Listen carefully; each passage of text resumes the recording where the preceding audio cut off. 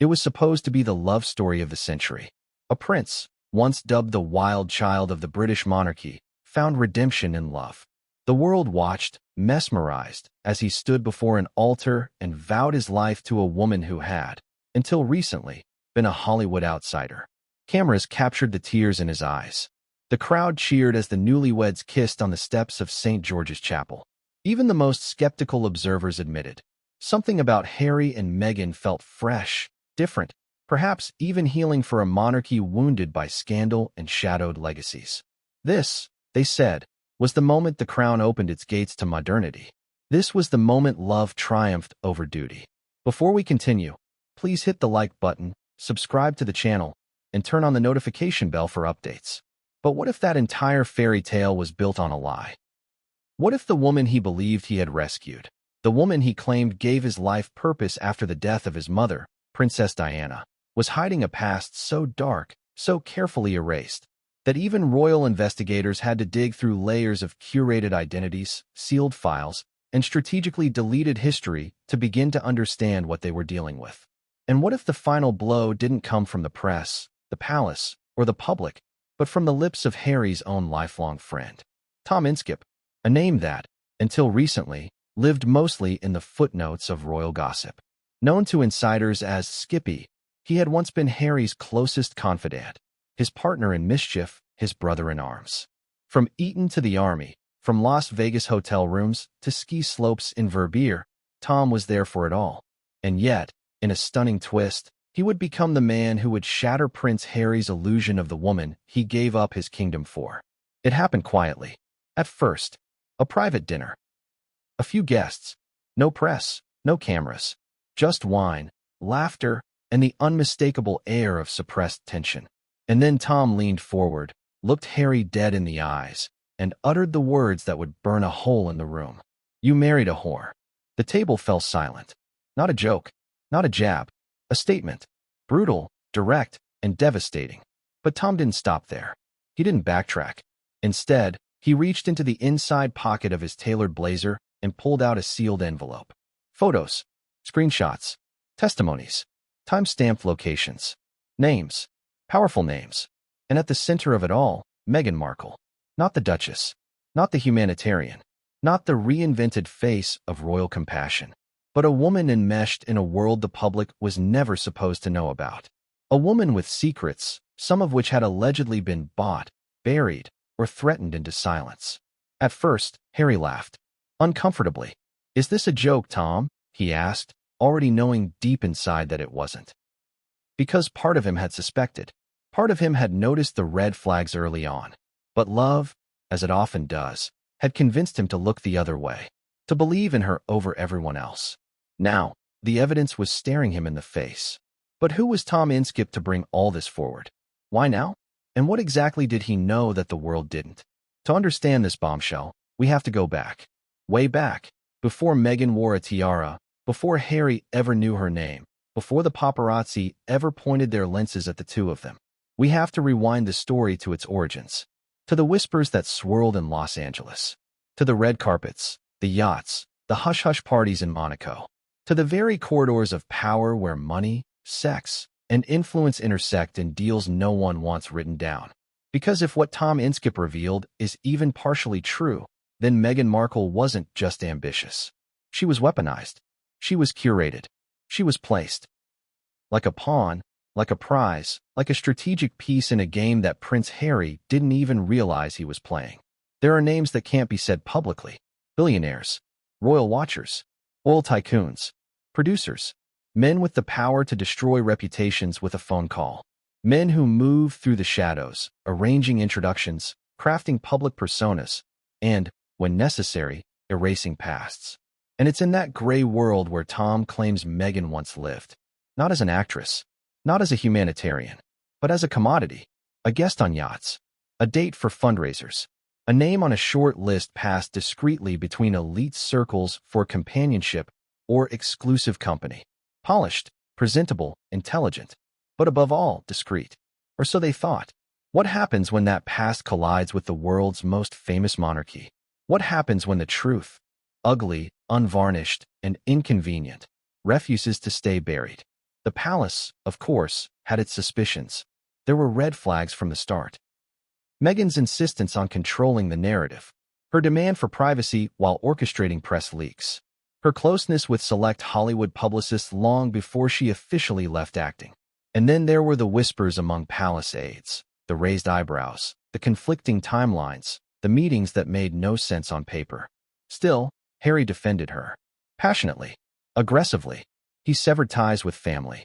He accused the press of racism. He gave up titles, lands, and royal patronages. And now, he's being forced to confront the possibility that he may have given up everything for someone who never truly loved him.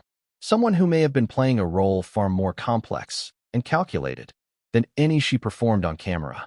Tom Inskip wasn't trying to be cruel. At least, that's what he claims. He says he was trying to save Harry from himself, from a life of regret, from a future chained to a lie. He didn't want to destroy Meghan, only to tell the truth. The truth he believed Harry deserved to know. But truth has a price. When the first wave of scandalous documents was leaked to private intelligence firms, Meghan's team responded with legal threats. Defamation, slander, harassment, the usual defenses. But they couldn't stop the leak. They couldn't suppress every whisper. The story had escaped the confines of private circles, and now it was knocking at Buckingham Palace's door. Within hours of Tom's revelation, high-ranking courtiers reportedly convened an emergency meeting. Not because they believed Tom, but because they feared the public might. And behind closed doors, Prince Harry was left reeling. There were no official statements, no social media posts, no press briefings, only silence. Meghan, sources say, retreated into seclusion, sobbing uncontrollably, shouting that Tom had always hated her, that he envied her influence, that he was fabricating everything out of spite. But even her closest advisors began to distance themselves. The story was simply too big, too messy, too dangerous. Some allies stayed quiet. Others quietly cut ties. And the public? It divided like never before. Supporters insisted it was another smear campaign, an orchestrated attempt to silence a powerful biracial woman who dared to speak truth to the monarchy. Critics, meanwhile, claimed vindication. They had always said Meghan was a con artist, a climber, a Hollywood illusionist who seduced her way into the royal family. But only one man's opinion truly mattered now. Prince Harry, the man who gave up his world for love. The man who once stood proudly beside her, shielding her from the media, from protocol, from the very family he was born into.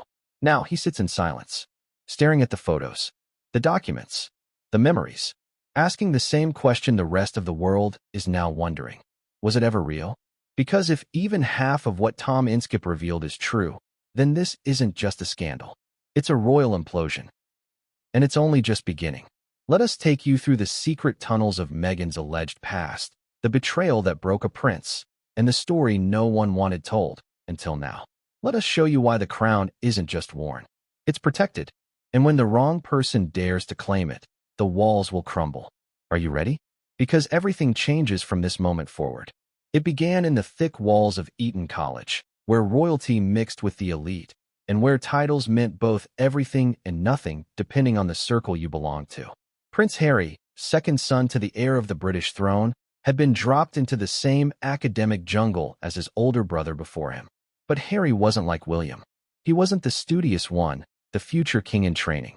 He was restless, mischievous, and searching for something beyond duty, for someone who saw him not as a prince, but as just Harry. And that someone was Tom Inskip. Theirs was a friendship forged in smoke-filled dorm rooms, shared pints, whispered secrets, and mutual rebellion. Inskip, the son of a prominent Queen's Counsel and well-connected in his own right, had no need to bow or fawn over Harry. He was charming, blunt, and just enough of a troublemaker to keep Harry entertained. While many of Harry's so-called friends navigated their relationship with him like courtiers in training, Tom treated him like any other lad, often to the dismay of palace minders. That's what made it real. That's what made it matter. They would sneak out to parties, disguise themselves with baseball caps, and drive far from Windsor's iron gates to find anonymity in London's chaos. Together, they explored the underbelly of British nightlife, from dingy clubs in Soho to glitzy private events in Chelsea, never short of girls, drinks, or laughter. Tom was there for Harry's first real heartbreak. He was there when Diana's memory weighed too heavily. He was there when Harry exploded at the paparazzi, when he fought with Charles, when he cried in silence. No cameras ever caught those moments. But Tom did. He wasn't just a friend. He was a vault, a witness to the parts of Harry the world never got to see. And for a time, it seemed that nothing could ever sever that bond. When Harry joined the army, Tom followed. Not into the same units. That would have been too visible, too risky, but they shared the culture, the language, the pain. They trained together, drank together, and shared unfiltered truths about the world and their place in it. War shaped them. Afghanistan left a scar, one deeper than medals and ribbons could ever acknowledge. They saw things, did things, buried things, and through it all, Tom remained one of the few constants in Harry's chaotic life. But every bond, no matter how deep, is tested by love. When Meghan Markle entered the scene, it wasn't like Harry's past flings. She wasn't another Chelsea Davy. She wasn't someone the tabloids could dismiss as a passing crush.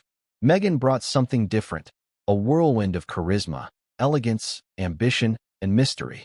At first, Tom was cautious. Not hostile, just wary. He had seen Harry fall before, give too much, trust too quickly. But Meghan was smooth. She knew how to win people over. She understood the performance of charm, how to light up a room, how to make anyone, even a skeptical friend, feel chosen. Still, Tom couldn't shake the feeling that something was off. It wasn't just Meghan's Hollywood background. It wasn't her American accent or her political leanings. It was the way she moved, calculated, poised, always managing perception. Conversations with her felt less like exchanges and more like auditions. She was warm, yes, but only when the spotlight demanded it.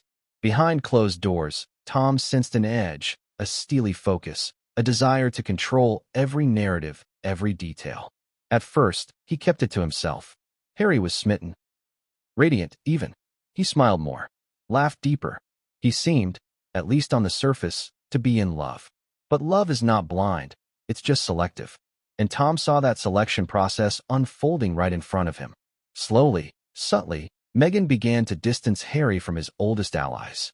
Not overtly, not with demands, but with words like boundaries and privacy, with invitations that never arrived, with calendar conflicts, with reasons that always seemed perfectly reasonable, until Tom found himself on the outside.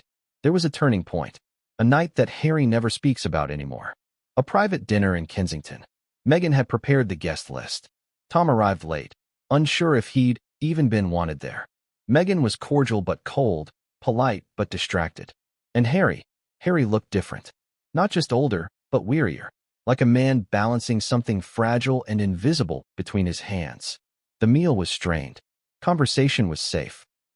And just as Tom tried to lighten the mood with an old story from their Eton days, a joke that once would have sent Harry into fits of laughter, Meghan cut in with a soft but firm, "That's not funny, Tom. That's not who Harry is anymore." The silence that followed was crushing.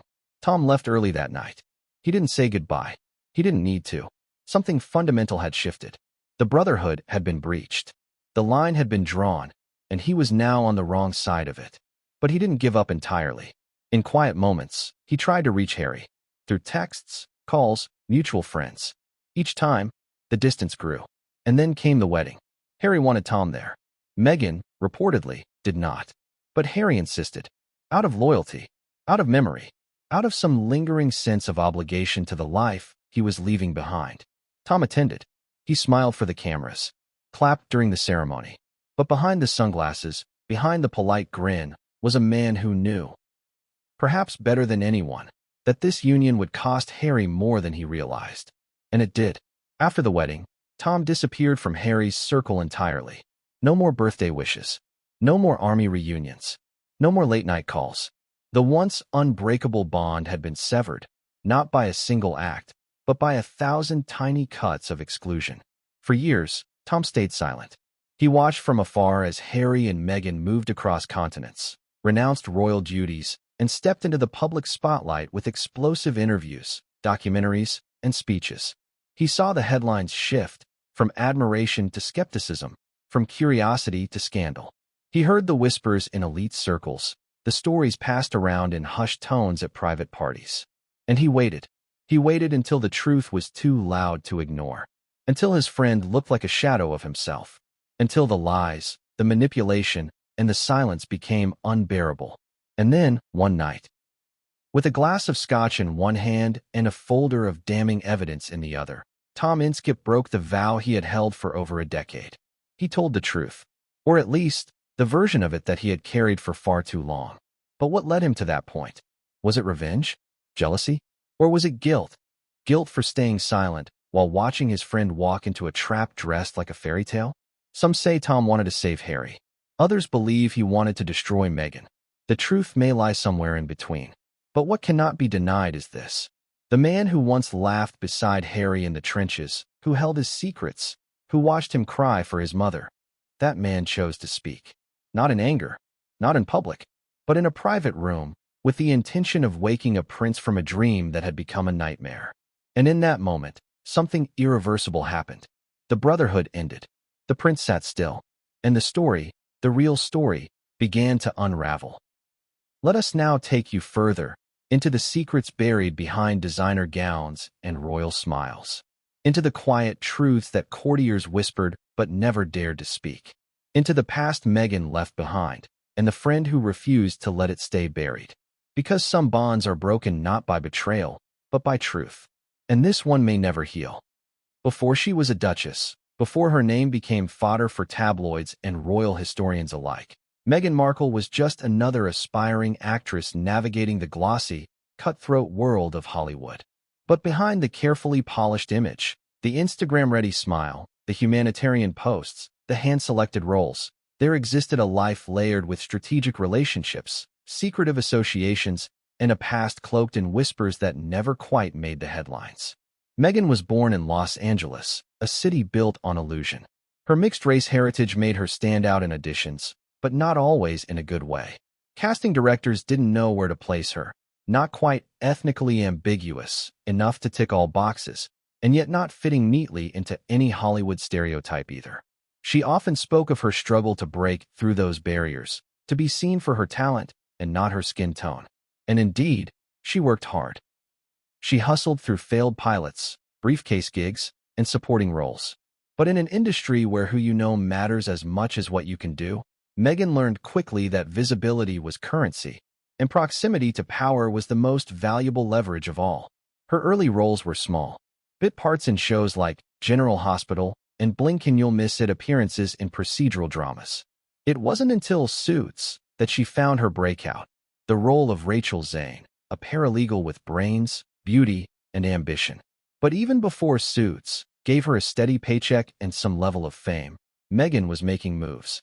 Not on screen, but off. She had a knack for being in the right place at the right time.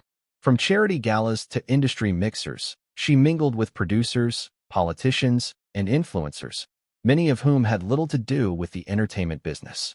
One common thread emerged: her presence at high-profile events, often as a guest of someone far more powerful. These weren't accidental encounters. Meghan cultivated her social network with precision, often aligning herself with older, wealthier men who could open doors. It wasn't romance. It was strategy. Stories began to surface of her appearances aboard luxury yachts docked in Monaco, Ibiza, and the Amalfi Coast. Names of billionaires and businessmen, some married, others divorced, floated through private conversations in elite circles. These weren't vacations. They were arranged trips, curated weekends where beautiful, camera-ready women were brought in to enhance the ambience, to keep company, and, some allege, to offer more behind closed doors. The term yacht girl is an ugly one. It's dismissed as gossip, even labeled sexist when applied without care. But within those circles, it doesn't necessarily imply scandal.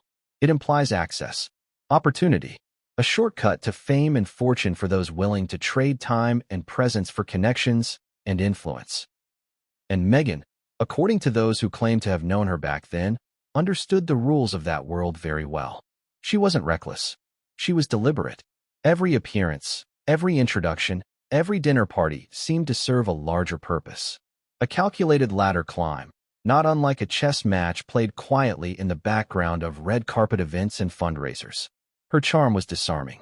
her manners impeccable. Her ability to read a room and shift her persona as needed, from girl next door to worldly sophisticate, was unmatched. One former agent, who requested anonymity, recalled seeing Meghan at a private networking party in New York long before Suits. She wasn't the most famous woman in the room, but she held court like she was.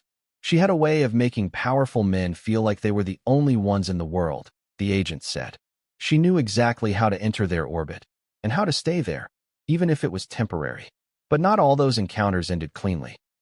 There were rumors of broken relationships, jealous partners, and even a few women who accused Meghan of intentionally collecting connections only to disappear once their use had expired. Some dismissed it as envy, others as truth. But the whispers grew louder with time, especially as Meghan's star rose. Then came a pattern. As soon as a man had outlived his purpose or posed too much of a threat to her curated image, he vanished from her public story. Mentions deleted, photos scrubbed, old friends unfollowed. The past, it seemed, had to remain spotless, or at least inaccessible. By the time she landed the role on Suits, Meghan had begun reshaping her public narrative. She launched a lifestyle blog called The Tig, presenting herself as a global-minded, avocado-loving, inspirational figure for modern women.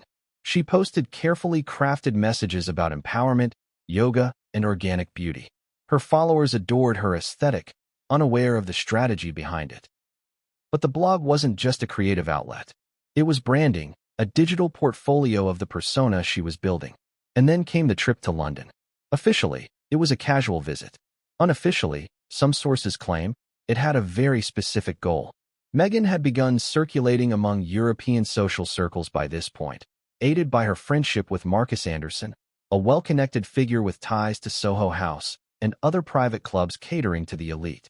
Through him, she met celebrities, artists, philanthropists, and ultimately, the people who would facilitate her introduction to Prince Harry. The story of how Meghan and Harry met has been told many times. A blind date, sparks, a whirlwind romance. But behind that polished tale were quiet maneuverings, subtle introductions, and the orchestration of a perfect moment, a moment that, some say, Meghan had been preparing for all her life. Tom Inskip, who knew Harry's taste, habits, and vulnerabilities better than anyone, was immediately wary. He had seen Meghan's rise. He had heard the whispers. He had been in the rooms where her name was mentioned, always with a knowing smile or a raised eyebrow. And while Harry was enamored, Tom couldn't shake the feeling that something was being concealed. It wasn't just the glamorous photos or the charitable appearances. It was what wasn't there. The absence of longtime friends. The vague timelines. The unexplained absences. Meghan's story was a puzzle with too many missing pieces. At first, Tom said nothing. He wanted to believe in the fairy tale too. He wanted Harry to be happy. But the inconsistencies mounted. And when private investigators, unofficial ones, loyal to the royal family, began compiling background checks and discreet dossiers, the shadows of Meghan's past began to stir. Photos emerged. Yacht manifests. Private flight records. A hotel ledger in Cannes, under an alias tied to Meghan's previous agent. The names of wealthy associates who refused to go on record but confirmed her presence at events that didn't align with her public image. Tom didn't want to see it, but he did. And when Meghan and Harry's relationship became serious, when engagement whispers turned into wedding bells, Tom's silence became unbearable. He approached Harry once, gently, with concern, not accusation. He asked him to slow down, to consider everything, to look beneath the surface. Harry exploded. "How dare you," he snapped. "You don't know her. You don't know what we've been through." And that was it. The rift began. Tom stepped back, heartbroken, watching the prince walk deeper into what he believed was a fantasy. And Meghan? She saw the shift. She saw Tom's distance.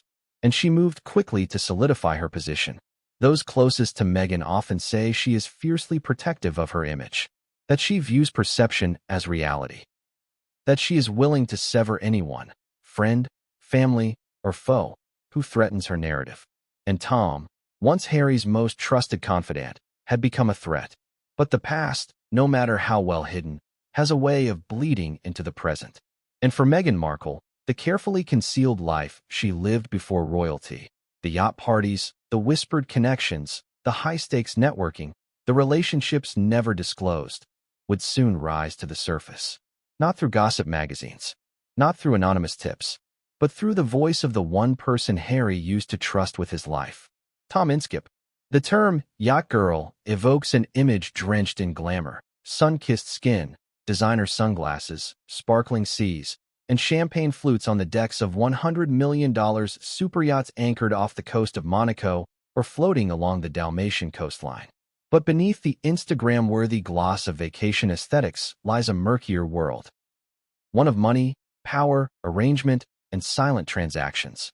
And this is where Meghan Markle's name first began to circulate, not in public tabloids, but in elite whispers, hushed discussions in luxury hotels, and private members' clubs from Los Angeles to London. Long before the tiara fittings and royal coat of arms, there was a summer that changed everything. Or rather, it was a series of summers, specifically in Croatia and Ibiza, where Meghan's presence was noted and logged by more than just fans or fellow vacationers. Her appearances in these locations were not random. They were intentional, according to those who spoke anonymously from within the tight-lipped world of European yachting culture. Ibiza, a playground for the ultra-rich. It's not the clubs and beach parties that draw the truly wealthy. It's the privacy, the secluded coves, the international waters, the places where phone cameras don't reach, and where NDAs are more common than sunscreen. In 2015, Meghan was spotted boarding a yacht just outside Port d'Ivisa. At the time, she was still a rising actress, best known for her role in Suits, but by no means a household name. She had no business reason to be in Ibiza, no press tours, no acting gigs. Yet she was there, surrounded by a group of women, all beautiful, all strikingly camera-ready, all said to have been invited by a well-known Middle Eastern businessman hosting a private gathering at sea. One of the yacht crew members, who asked not to be named, later described the trip in vague but telling terms. The guests were polite. They weren't loud, but it was clear they weren't there for relaxation. These kinds of gatherings are curated. The girls don't pay for anything, and they're not friends of the host, at least not when they board. Croatia. Another hotbed for discreet luxury and opulence under the guise of coastal charm. Var, Dubrovnik, Split. Places known for ancient stone cities and glittering waters, but also places where some of the most exclusive yacht parties in the world unfold. It was here, in the summer of 2016, that Meghan's name reportedly appeared on a guest list circulated among private yacht coordinators. A leaked digital copy of this list, obtained by an anonymous investigative group, included several high-profile names, some redacted, some blurred, some fully exposed. Meghan Markle's name was visible, logged next to a private transfer from a luxury villa in Dubrovnik to a superyacht docked at the far end of the marina, flagged under the ownership of an offshore shell company. No photos ever emerged publicly of that trip, but eyewitnesses and confidential testimonies confirm she boarded and stayed for 3 nights. These events, taken in isolation, could be brushed off as coincidences, harmless fun, or simply vacation getaways. But in the world of private yachting, nothing is coincidental. Everything is arranged. These trips aren't like booking an Airbnb or hopping on a cruise. Guests are selected, vetted, often invited not for who they are, but for the image they help maintain. And there lies the root of the yacht girl allegation. It's not about prostitution in the way tabloids simplify it. It's about being a curated companion, someone whose presence adds value, allure, or charm to high-stakes business meetings or casual hedonism under the Mediterranean sun. The value exchange is implicit, not contractual. An upgrade in lifestyle in exchange for discretion, appeal, and time. Tom Inskip, when asked privately about these allegations, reportedly confirmed he had received intel about Meghan's involvement in these gatherings years before Harry's engagement. At first, he dismissed them as unverified gossip. But after Harry's relationship with Meghan went public, Tom's curiosity was piqued. Especially as he watched longtime friends and former contacts of Meghan suddenly go silent, erase photos, delete tweets, or outright vanish from her public story. One former yacht coordinator, known in the private leisure industry for managing guest rotations and appearances on Gulf-based megayachts, confirmed anonymously that Meghan's name had come up more than once in preliminary planning documents, years prior to her royal relationship. She was well-mannered, charming, a perfect fit for the kind of experience some of our high-value clients expected, the source claimed. And she wasn't the only actress. This is a common path for women on the rise, visibility without exposure. Even more telling were the leaked photographs that circulated in encrypted chat rooms and private groups. One in particular, allegedly taken during a sunset cruise near Var, showed a woman bearing a striking resemblance to Meghan standing at the bow of a yacht, her face partially obscured by sunglasses and a wide-brimmed hat. The photo was never published in mainstream media, but it circulated among select circles, drawing attention not just because of her resemblance to Meghan, but because of who else appeared in the background: a notoriously private Saudi investor and a Russian magnate known for his connections to modeling agencies and influencer recruitment firms. When Meghan began dating Harry, many of these sources began quietly archiving their documents and communications. They anticipated what was coming. Once a royal connection was established, the stakes changed. Suddenly, casual yacht encounters weren't just private memories. They were potential blackmail material, PR disasters waiting to happen. Publicists, agents, and legal teams scrambled to sanitize the past. Social media accounts were wiped. Former companions were silenced or bought out. And yet, not everything could be erased. A digital footprint, no matter how faint, always lingers. Metadata from GPS-tagged images, unpublished invoices from yacht fuel purchases and catering requests, WhatsApp threads between coordinators discussing guest preferences, a short-lived account on a dating app tied to a now-deleted email domain. None of it was conclusive on its own, but when stitched together, a pattern began to emerge. A pattern Tom Inskip couldn't ignore. He began compiling a file, not to attack, not to sabotage, but to protect. At least, that's how he saw it. He wanted to be ready in case the truth became too dangerous to remain hidden. Because if the monarchy, or worse, the public, discovered the full extent of Meghan's past associations, the backlash wouldn't just fall on her. It would consume Harry too. And it wasn't just about the yachts. It was about what those trips represented: access, intent, the calculated navigation of power structures for personal advancement. Meghan had always presented herself as a self-made woman. And to an extent, she was. But in Tom's eyes, the version of her Harry had married was a construct, one carefully cultivated over years, molded to appeal to both woke idealism and royal tradition, while burying the road she took to get there. The allegations of being a yacht girl were more than smears. They were clues, breadcrumbs leading back to an alternate identity, one Meghan had shed, repackaged, and left behind. But the past has teeth, and it bites harder the more you try to silence it. As Harry and Meghan launched their brand in California, with Spotify deals and Netflix partnerships, Tom's file remained unopened until the day he decided Harry needed to see it. That folder, containing images, testimony, and untraceable names, would become the spark that ignited the biggest personal crisis of Harry's life.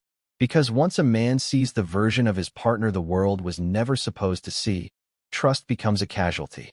Meghan has never publicly addressed the yacht rumors.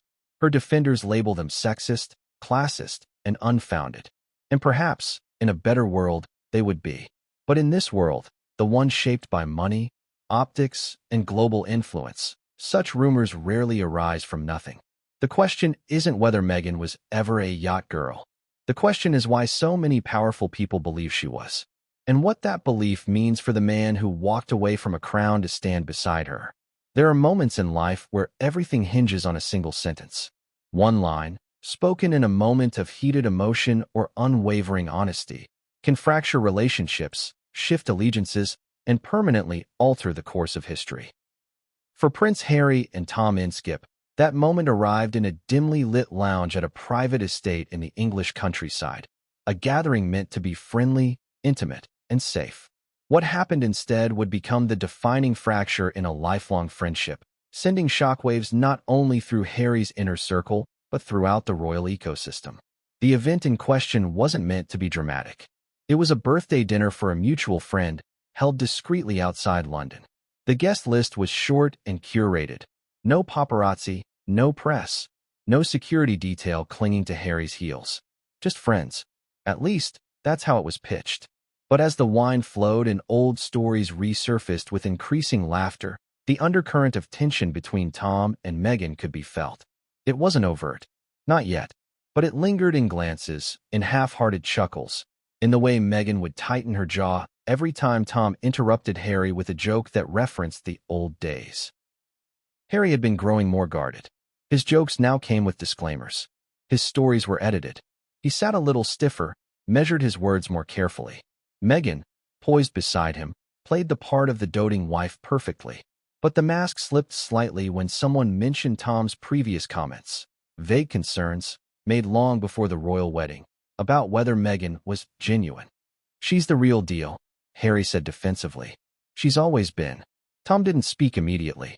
He sipped his drink, stared into the fireplace, and finally said in a voice so low that only a few seated nearby heard him clearly, "Mate, you married a sex toy." The room froze.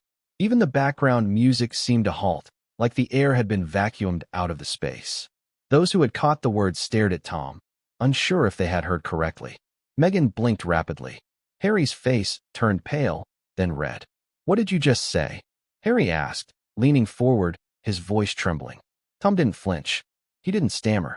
He held his ground. "I said, you married a sex toy. For rich men. For yachts. For rooms you never want to know about." The silence that followed was painful, not because of the words, but because of who had said them. This wasn't a critic. This wasn't Piers Morgan. This wasn't a royal correspondent with a grudge. This was Tom Inskip, the man who had shared tents with Harry in Afghanistan, who had watched him cry the night before Diana's anniversary, who had held his secrets without ever asking for anything in return. The eruption came quickly. Harry rose to his feet. "Get out," he snapped, his voice shaking with fury and something far more dangerous, pain. But Tom wasn't finished. "You think I wanted to say that?" he asked. "You think I haven't been losing sleep, wondering whether to shut my mouth or do the right thing? I watched you give up everything for someone who's lied about who she is from the start. You deserve to know. You deserve better." Meghan, stunned, turned to Harry and whispered something in his ear. No one heard what she said, but the effect was immediate. Harry's expression hardened. He didn't yell again. He simply walked out of the room, Meghan trailing behind him, not once looking back. The next morning, Tom was gone. No goodbyes. No messages. Just gone. The incident was supposed to remain private. Those who had heard the confrontation directly, a handful of people from Harry's old circle, had been discreet for months. They knew what was at stake. But whispers have a way of multiplying, especially when resentment festers. It didn't take long for the story to leak, first in elite society circles, then to gossip sites, and finally, inevitably, to the press. But the press didn't get the full story. They got pieces. That Tom had insulted Meghan, that there had been a fight, that Harry had cut him off. But none of the outlets were brave enough to print the quote in full. The implications were too heavy, the language too volatile, and the accusations too legally risky. Still, the damage was done. What had once been a private grievance had now become a scandal with a fuse. Meghan's team scrambled behind the scenes, reportedly calling in lawyers, issuing cease and desist warnings, and demanding retractions. But they couldn't stop the murmurs. Not entirely. More details trickled out. It was revealed that Tom hadn't come to the dinner empty-handed. He had brought with him a folder, physical evidence, he claimed, to back up his allegations. Discrete surveillance images, names of former companions, private boat manifests, a witness statement from a former yacht hostess. The contents of that folder were never made public, but those who saw it described it as a chilling collage of secrets. Harry, for his part, refused to comment publicly. He shut down communication with Tom, removed him from private group chats, and even reportedly uninvited him from a scheduled family retreat. But privately, he was torn. According to insiders close to the couple, Harry confronted Meghan about the claims. Not with accusations, but with questions. "Tell me it's not true," he allegedly said. Meghan denied everything, called it a racist attack, a smear campaign, said Tom had always been jealous, that he hated seeing a woman of color ascend where he never could, that he was part of the establishment, part of the same machinery that had crushed Diana. Harry wanted to believe her. But something had changed. The seed had been planted. The more he looked, the more he noticed inconsistencies. Stories that didn't line up. A few photos she couldn't explain. Phone calls she answered in a different room. Contacts in her phone that vanished when he asked about them. Bits of her past that seemed curated, not lived. Tom's words, crude as they were, had done something no media headline could. They forced Harry to reconsider everything. Not just who Meghan was, but what she had hidden. The idea of Meghan as a sex toy wasn't about vulgarity. It was about commodification. It was about whether she had lived a life shaped by manipulation and performance, curated for power and access rather than authenticity. Whether the woman he fell in love with was a person or a persona. And even if none of it were true, even if every allegation was a fabrication, the impact was already irreversible. Because trust, once cracked, never returns in full. The palace, ever silent, took notice. Senior aides reportedly reopened background checks that had been buried. Quiet investigations resumed. Security protocols were updated. Some of Meghan's international travel history was flagged, though never formally acknowledged. Meghan, sensing the shifting winds, dug in. She surrounded herself with loyalists. She launched more visibility projects, new ventures, new photo ops, new interviews. But there was a brittleness now. The media coverage grew more critical. Former friends started speaking to reporters. Stories Meghan had once laughed off became front-page material. And Harry? He retreated. He stopped answering old friends. Stopped appearing at events. He pulled away from even his closest cousins. He rarely smiled in public now, not the way he used to. Behind every wave was a flicker of something else. Not regret, not anger, confusion. He had married for love, given everything for it.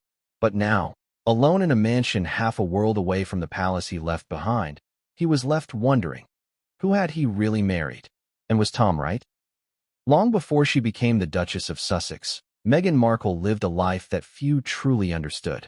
A life layered with ambition, shifting social circles, and, most controversially, a network of powerful men whose names never appeared in her public narrative. They weren't colleagues from the Suits set. They weren't friends from school or mentors in the humanitarian world. These were men whose connections extended beyond Hollywood and into corridors of influence. Financiers, media moguls, foreign billionaires, and social gatekeepers who all shared one thing in common. Meghan passed through their orbit, and none of them ever spoke about it. It was no accident. Her rise wasn't merely the story of a working actress who happened to fall in love with a prince. It was a masterclass in social navigation. Behind the curated Instagram posts and carefully worded speeches was a woman who knew that power rarely travels alone.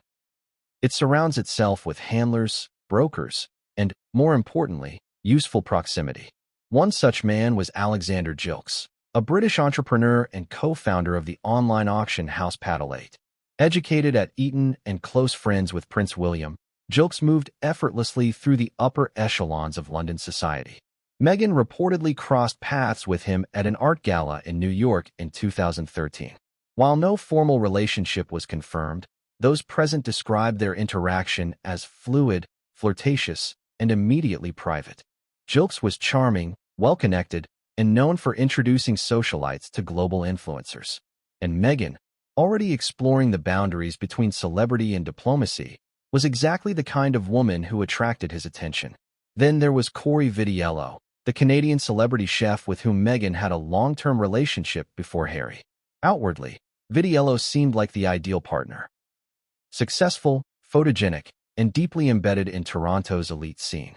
But those who knew them claimed the relationship had begun to fray as Meghan's career ambitions intensified. In private, some friends alleged, Meghan spoke openly of needing a man who could help her get to the next level. Someone with international influence, not just domestic fame. The timing of their breakup raised questions.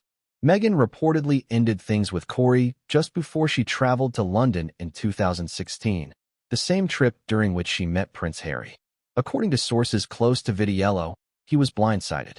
One moment they were discussing future plans. The next, she was gone, her Instagram flooded with images of Big Ben, private clubs, and teas at Kensington. But it was the less visible connections that drew the most speculation. Among them, a well-known Middle Eastern real estate tycoon whose name has been consistently redacted in legal documents involving private yacht bookings and international gatherings. This man, a billionaire with stakes in hospitality and defense industries, had a reputation for hosting exclusive events on his 300-foot yacht, inviting actresses, models, and influencers from across the globe. Meghan, according to yacht staff and private concierge services, was allegedly flown to one such event in Sardinia under the pretense of brand consulting. Another connection, though even murkier, involved a Russian media financier with alleged ties to oligarchs. A tech investor and part-time film producer, he reportedly hosted a wellness retreat in Montenegro in 2014, where Meghan was said to be a guest. The retreat, however, was not publicized and no photos were posted. Yet emails obtained by an anonymous whistleblower showed a name matching Meghan's listed on a guest manifest for the private villa compound used for the event. None of these men ever commented. Not once. Not during Meghan's rise. Not after her engagement to Prince Harry. Not even during the royal fallout. And that silence speaks volumes. Whether enforced by non-disclosure agreements, financial arrangements, or social loyalty, their discretion only fueled further suspicion. If there was nothing to hide, why was so much effort spent hiding it? Tom Inskip's private files reportedly included not only names, but also photos. Pictures from cocktail parties, yacht decks, and black tie events where Meghan appeared arm in arm with men the public had never seen her with. Some were blurry. Some were dated. Some were allegedly accompanied by metadata revealing time, place, and host information. But what they all suggested was the same unsettling truth. Meghan's past wasn't simply unknown. It was erased. The Markle narrative told to the world was one of resilience. A self-made woman, raised by a hard-working mother, climbing her way from obscurity to royalty through grit and grace. But in truth, there were bridges she had crossed with help, and those bridges had names, money, and power. It wasn't just about networking. It was about leverage. By the time she met Harry, Meghan was fluent in the language of influence. She understood who to charm, how to charm, and when to walk away. Her romantic relationships often followed the same pattern: intense beginnings, strategic alignments, and then sudden, total exits. This wasn't just a coincidence. It was a design. A close acquaintance from Meghan's early days in LA, someone who asked to be identified only as Claire, claimed Meghan once said over drinks, "Every man you date is a chapter. Some are short, some are long, but you never read the same one twice." Claire thought it was witty at the time. In retrospect, she called it chilling. None of these men, interestingly, ever posed a threat. None came forward with tell-all interviews. None sold stories to the press. Why? Were they loyal? Were they silenced? Or was their time with Meghan always transactional to begin with? Even more suspicious was how their names were scrubbed from her online history. Social media posts were deleted. Tagged photos vanished. Red carpet shots were buried. Even comments on early blog posts disappeared, all in the years leading up to her royal engagement. That's not just a woman protecting her privacy. That's a woman protecting a constructed identity. Tom Inskip, now widely seen as a pariah by Meghan's defenders, saw the pattern clearly. He saw how the public had bought into a curated version of Meghan, a modern feminist hero, a biracial beacon of change, a humanitarian goddess, all while ignoring the unanswered questions about her past. He wasn't the only one who noticed. Royal aides began cross-referencing names Meghan had omitted from her security clearance forms. Courtiers raised quiet concerns when inconsistencies in her travel records didn't match her statements. And MI6, according to leaked documents, briefly reviewed 2 international trips Meghan had taken, not out of hostility, but because any spouse of a senior royal posed national security implications. Still, nothing came of it. Not officially. Because to question Meghan was, at the time, to invite accusations of sexism, racism, and elitist gatekeeping. She had woven herself into a powerful cultural narrative, and to unravel that would be to risk a public firestorm. But Harry knew, or at least he began to. After Tom's confrontation and the leaked folder of documents, Harry allegedly reviewed the names. Some he recognized, others stunned him. Names of men Meghan had never mentioned, photos from events she claimed not to have attended, and timelines that didn't match the story she told him during their courtship. He didn't scream. He didn't accuse. According to palace sources, he simply stared. The pain wasn't in what the names meant. It was in what the silence meant.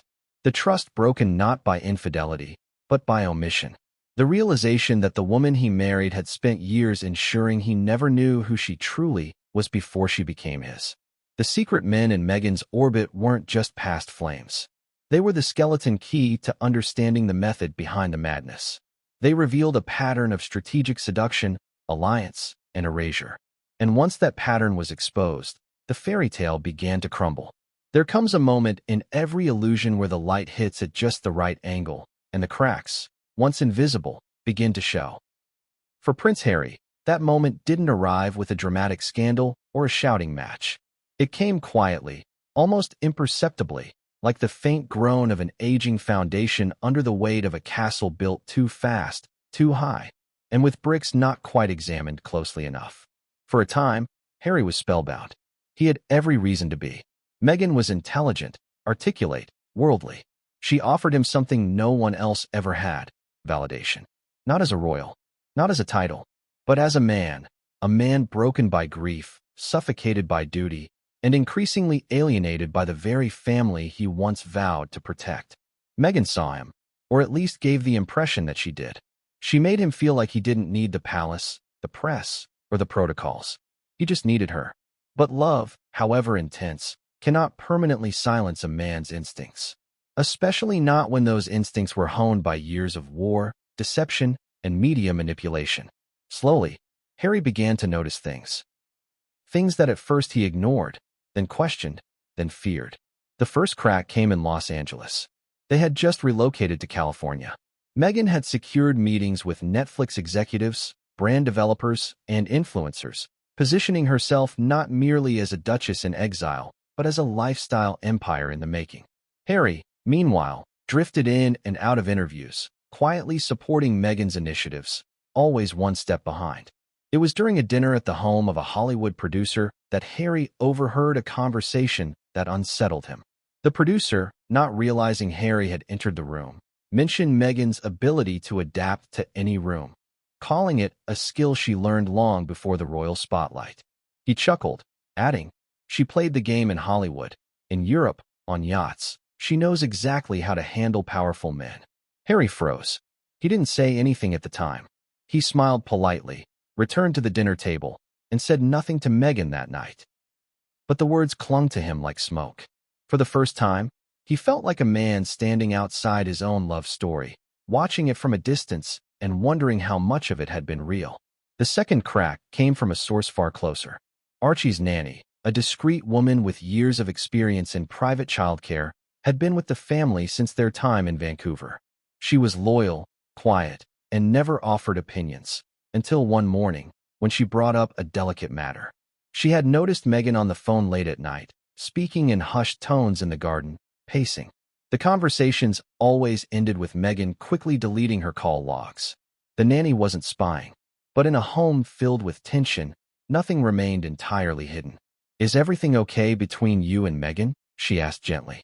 Harry, caught off guard, nodded. "Why do you ask?" The nanny hesitated. "I just get the sense there are things being hidden. Not from the world. From you." That comment dug deep. Not because of what was said, but who said it. The nanny had no reason to sow discord. She wasn't from the press. She wasn't a jealous friend. She had no agenda. And yet, her observation pierced the fog that Harry had been trying to ignore for months. The third crack came in the form of a forgotten package. It was addressed to Meghan, from a name Harry didn't recognize.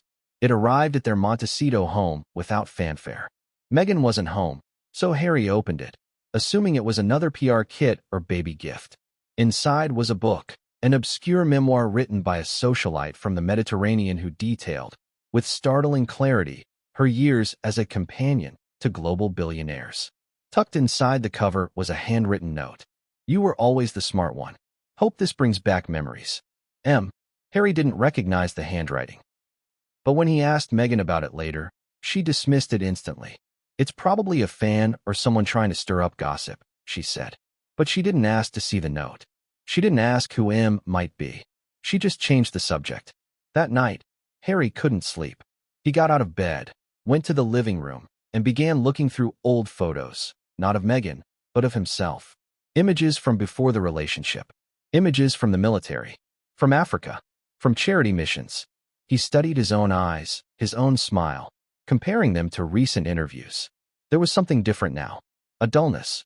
A hesitancy. A man who wasn't sure who he was anymore. He began revisiting moments he had once brushed off. The times Meghan corrected him mid-interview. The way she always insisted on final edits before releasing joint statements. The way she rewrote stories from their courtship, presenting a narrative that made her the hero and him the rescued. And then, the crack that would become a chasm. Harry received an encrypted email from an old royal aide. No name, just an attachment and a brief note. You need to see this. For your own good. He opened the file. It was a document, redacted in parts, compiled by private intelligence services at the request of the palace during the early stages of his relationship with Meghan. A risk assessment. Standard procedure for any potential royal spouse. What it contained horrified him. Travel records he had never seen. Communications with known associates involved in offshore accounts. A security report detailing an encounter between Meghan and a man under investigation for human trafficking, an encounter Meghan had never mentioned. Perhaps it was innocent. Perhaps it wasn't. But the omission, the fact she had never said a word, shook him. For a full hour, he sat in the dark, staring at the screen. It wasn't just about Meghan anymore. It was about trust. About how much he didn't know. About the life he had sacrificed, his family, his military honors, his charities, for a woman who may have chosen him not for love, but for elevation. In the days that followed, Meghan noticed the shift. Harry was quieter, more distant. He avoided eye contact. He skipped meetings. He no longer reached for her hand automatically. She tried to close the gap, but every gesture felt performative now, like a role being played rather than a marriage being lived. He began asking questions. Why didn't you tell me about your trip to Sardinia in 2014?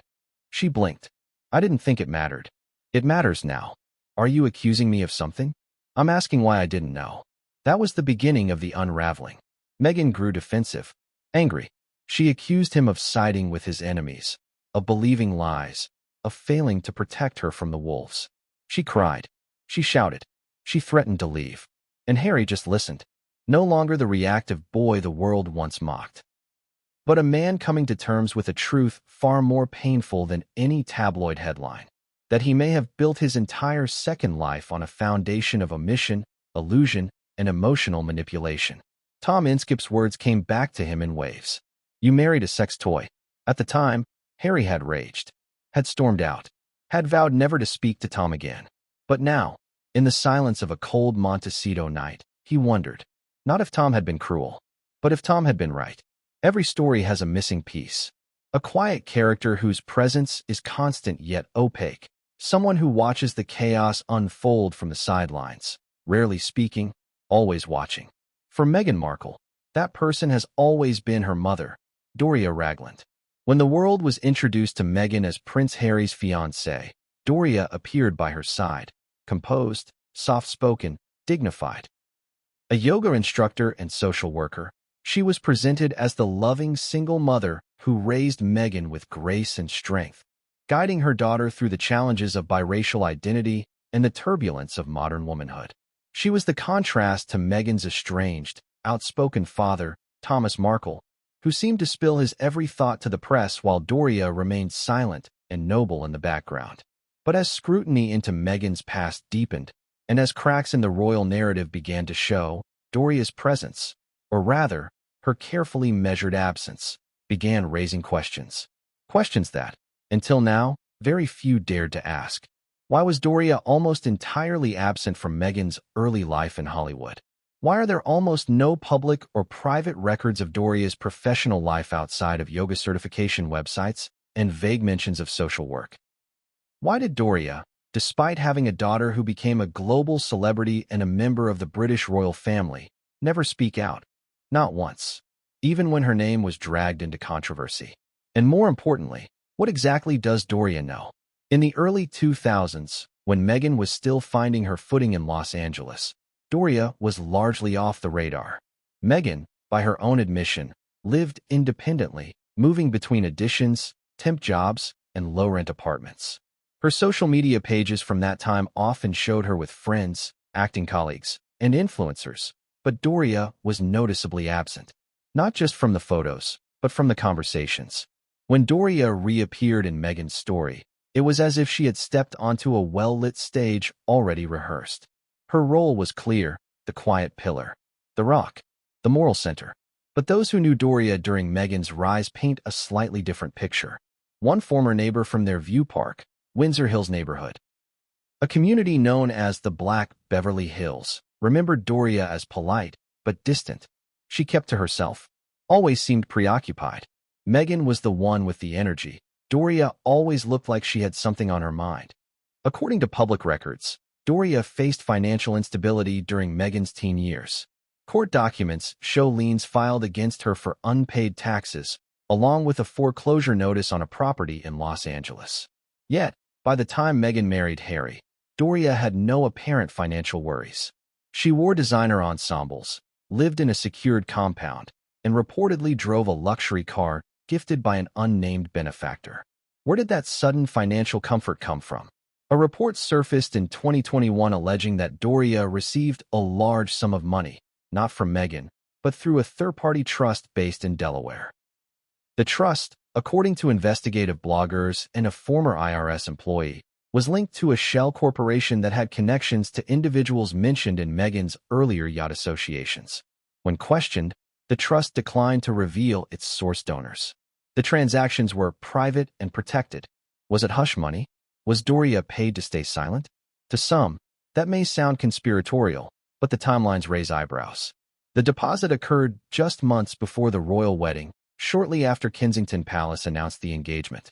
Within weeks, Doria had shuttered any business records in her name and disappeared from public activity. She quit her social work job, stopped teaching yoga, and vanished from social media altogether. Sources close to the palace claim Doria was subjected to background checks, not as a criminal suspect, but as a security precaution.